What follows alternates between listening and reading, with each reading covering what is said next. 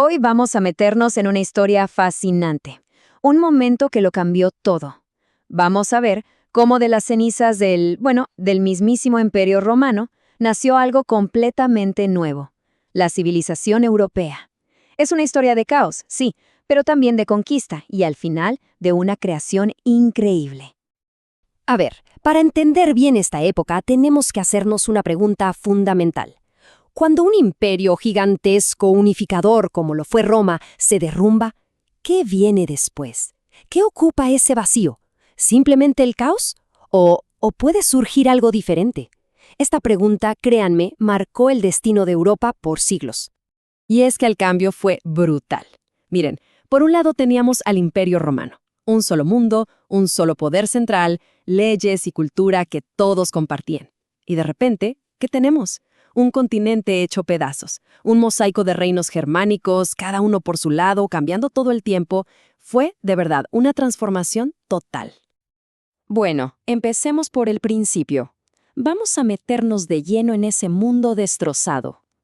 La pregunta es, ¿cómo es que un imperio tan poderoso se convierte en un montón de reinos peleando entre sí? La palabra clave aquí es fragmentación territorial. Suena técnico, pero es simple. Imaginen que un jarrón enorme y unificado se cae y se rompe en 1000 pedazos. Eso pasó. Y las consecuencias fueron muy reales, ¿eh? El comercio, por ejemplo, casi desapareció. Las famosas calzadas romanas quedaron abandonadas. Y el poder, que antes estaba en un solo lugar, con el emperador, ahora estaba repartido entre decenas de reyes y jefes de tribus. Un caos. Y ojo, que la caída de Roma no fue de un día para otro, para nada. Fue un proceso largo que se fue cocinando a fuego lento. Empezó allá por el siglo III, con algunas tribus germánicas que se instalaban más o menos en paz dentro del imperio. Pero para finales del siglo V, ¡boom!, la cosa explotó. Se convirtió en una migración masiva que, sencillamente, barrió con el poder romano en Occidente. Y para el año 600, si mirabas un mapa de Europa, no lo reconocías. Era otro mundo. Pero, y aquí viene lo interesante, en medio de todo ese desorden hubo un reino que empezó a destacar. Uno que resultó ser más estable, más duradero que el resto, el reino de los francos. Y son ellos, precisamente, la pieza clave de toda esta historia. Ellos son los que van a traer de vuelta la idea de un imperio a Europa. Y al hablar de los francos, es imposible no hablar de su figura más grande, el protagonista de esta era, un hombre que no se conformó con soñar en unir de nuevo los pedazos del continente, sino que estuvo a punto de lograrlo. 53. Pensemos en ese número un segundo. 53 campañas militares en 47 años de reinado. Es más de una por año. Este dato, por sí solo, nos dice todo sobre la energía y la ambición imparable de Carlomagno. Este no era un rey de quedarse sentado en el trono, para nada. ¿Y para qué tanto esfuerzo? ¿Cuál era el objetivo de toda esa guerra? Bueno, como lo resume muy bien el historiador Louis Halfen, no se trataba solo de ganar tierras. Carlomagno quería algo más profundo. Quería unificar a todos esos pueblos distintos bajo una misma organización política, una misma cultura y, fundamental, una misma fe. Pero cuidado, no pensemos que Carlomagno era solo un guerrero imparable. Era mucho, mucho más que eso. Fue un administrador brillante, un creador de leyes, un hombre profundamente religioso que además se preocupó por la cultura y el conocimiento. Y esa mezcla, esa combinación, fue lo que lo hizo tan poderoso. Entonces, ¿cómo lo hizo? ¿Cómo se construye un imperio así? La respuesta es que no fue solo a punta de espada. Hubo otro elemento clave, una de las alianzas más importantes y decisivas de toda la historia. Imaginen la escena. Día de Navidad del año 800. Estamos en Roma, en la Basílica de San Pedro, el centro del mundo cristiano. Algo grande, algo que cambiaría la historia, estaba por pasar.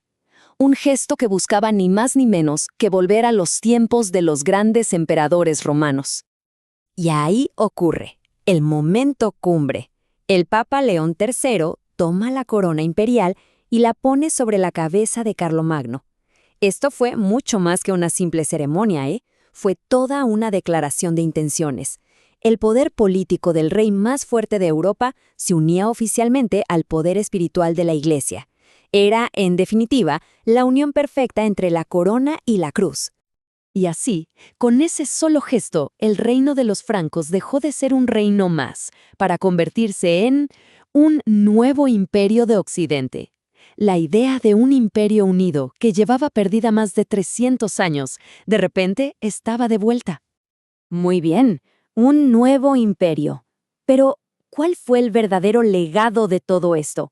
O sea, ¿qué es lo que perdura hoy en día del imperio de Carlomagno? Y aquí está la respuesta, que el historiador Juan Carlos Rivera lo explica muy bien. El imperio como entidad política, con sus fronteras y su gobierno, eso no duró. Pero la civilización que él ayudó a crear, esa sí que perduró. Y ese es su verdadero legado. Porque lo que nació ahí fue una especie de fusión cultural increíble. No era algo 100% romano, ni 100% germánico, ni 100% cristiano.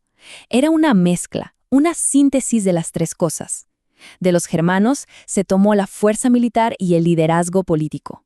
De los romanos se rescató la idea de un imperio, de la ley, de la administración. Y del cristianismo, pues, la fe y la estructura moral que unió a todos. Esta mezcla es básicamente el ADN de la Europa que vendría después.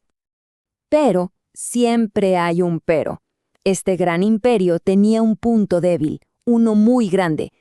Todo, absolutamente todo, dependía de la voluntad y la fuerza de un solo hombre, Carlomagno.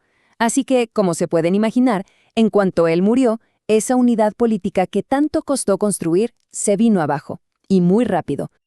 Y esto nos deja con una reflexión final muy interesante, ¿no?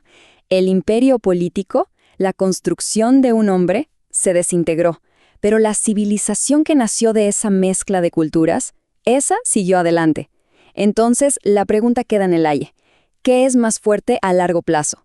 ¿Un imperio forjado a la fuerza o una cultura compartida que une a las personas? Ahí queda la reflexión.